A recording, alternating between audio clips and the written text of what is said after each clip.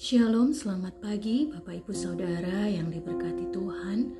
Selamat berjumpa kembali dalam renungan firman Tuhan hari ini, Rabu 17 Desember 2025. Mari kita berdoa sebelum kita mendengarkan firman Tuhan. Bapa di sorga, kami bersyukur kepadamu di pagi hari ini. Karena kasih-Mu, kesetiaan-Mu, segala berkat-Mu kami boleh nikmati di hari yang baru ini Tuhan. Terima kasih Bapa. Kami siap untuk memulai segala aktivitas kami. Namun sebelumnya kami hendak mendengarkan firman Tuhan. Kiranya Tuhan terus menuntun kami dengan kuasa Roh-Mu yang kudus yang memampukan kami untuk mengerti dan melakukan firman-Mu dalam kehidupan kami, sehingga hidup kami memuliakan Engkau dalam pikiran, perkataan, dan perbuatan kami. Bersabdalah ya Bapa, dalam nama Tuhan Yesus kami berdoa. Amin. Firman Tuhan pagi ini di dalam kitab Nabi Yunus, pasal yang keempat, ayat 2 sampai ayat yang keempat. Dan berdoalah ia kepada Tuhan, katanya, "Ya Tuhan, bukankah telah kukatakan itu ketika aku masih di negeriku? Itulah sebabnya maka aku dahulu melarikan diri ke Tarsis, sebab aku tahu bahwa Engkaulah Allah yang pengasih dan penyayang, yang panjang sabar dan berlimpah kasih setia, serta yang menyesal karena malapetaka yang hendak didatangkannya. Jadi sekarang ya Tuhan, cabutlah kiranya nyawaku, karena lebih baik aku mati daripada hidup." Tetapi firman Tuhan, "Layakkah engkau marah?" Bapak Ibu Saudara yang dikasihi Tuhan, Yunus dapat dikatakan sebagai seorang nabi yang berani melakukan sesuatu yang menentang Tuhan. Pertama, ia berani melarikan diri dari panggilan pelayanan yang Tuhan percayakan, sehingga Tuhan mendatangkan badai yang menghantam kapal yang ia tumpangi untuk berlayar ke Tarsis. Yang kedua, ia berani marah kepada Tuhan, sebab ia merasa bahwa Tuhan hanya membuatnya lelah ketika ia sudah menuruti perintah Tuhan untuk memberitakan pertobatan kepada bangsa Niniwe, dan bangsa itu benar-benar bertobat. Allah mengampuni bangsa Niniwe dan tidak jadi menjatuhkan hukuman kepada bangsa itu. Yunus ingin bangsa itu dihukum sebagaimana yang ia beritakan. Yunus justru marah kepada Tuhan karena merasa Tuhan tidak konsisten dengan rencananya terhadap orang Niniwe. Yunus tidak mensyukuri keberhasilannya menginjili orang Niniwe sehingga mereka bertobat, tetapi Yunus ingin bangsa itu binasa oleh hukuman Allah. Karena itulah Allah bertanya kepada Yunus, "Layakkah engkau marah?"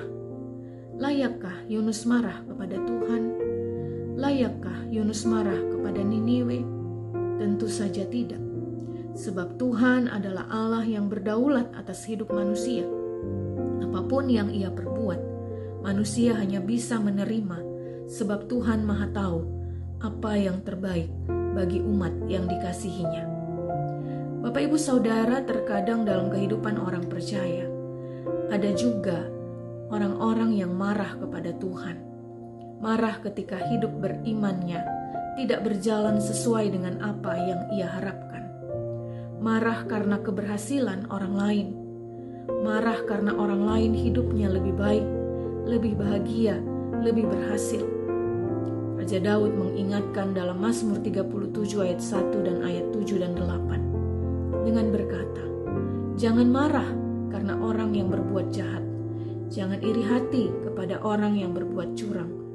Berdiam dirilah di hadapan Tuhan dan nantikanlah Dia. Jangan marah karena orang yang berhasil dalam hidupnya, karena orang yang melakukan tipu daya. Berhentilah marah dan tinggalkanlah panas hati itu. Jangan marah, itu hanya membawa kepada kejahatan."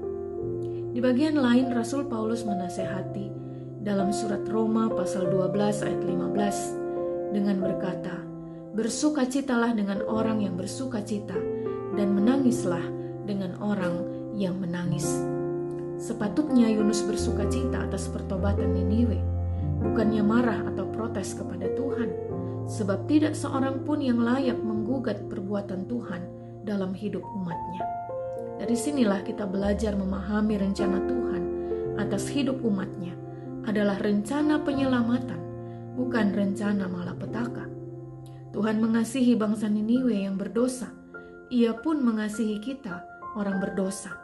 Maka hidup saling mengasihi, itulah kehendak utama, perintah utama yang harus kita kerjakan. Salah satu tandanya adalah apakah kita adalah orang-orang yang bersukacita dengan orang yang bersukacita dan menangis dengan orang yang menangis, atau sebaliknya, kita adalah orang-orang yang bersukacita ketika melihat orang lain menangis dan menangis ketika melihat orang lain bersukacita. Mari kita berdoa. Bapa kami yang di sorga, mampukan kami untuk mengerti apa kehendak-Mu bagi kami. Kami tidak layak marah karena keberhasilan atau kebahagiaan orang lain. Kami tidak layak marah karena rancangan Tuhan atas hidup kami. Tapi kehendak-Mu adalah kami hidup saling mengasihi, seperti Tuhan mengasihi kami. Berilah kami hati yang tulus, hati yang bersih, sehingga Engkau sungguh lahir dan bertahta di hati kami. Dalam nama Tuhan Yesus yang mengajar kami berdoa. Bapa kami yang di sorga, dikuduskanlah nama-Mu, datanglah kerajaan-Mu, jadilah kehendak-Mu di bumi seperti di sorga. Berikanlah kami pada hari ini makanan kami yang secukupnya, dan ampunilah kami akan kesalahan kami, seperti kami juga mengampuni orang yang bersalah kepada kami. Dan janganlah membawa kami ke dalam pencobaan, tetapi lepaskanlah kami daripada yang jahat, karena Engkaulah yang mempunyai kerajaan dan kuasa dan kemuliaan sampai selama-lamanya. Amin. Bapak Ibu Saudara, demikian renungan firman Tuhan hari ini. Selamat melakukan aktivitas kita masing-masing. Tuhan menyertai dan memberkati kita semua. Shalom.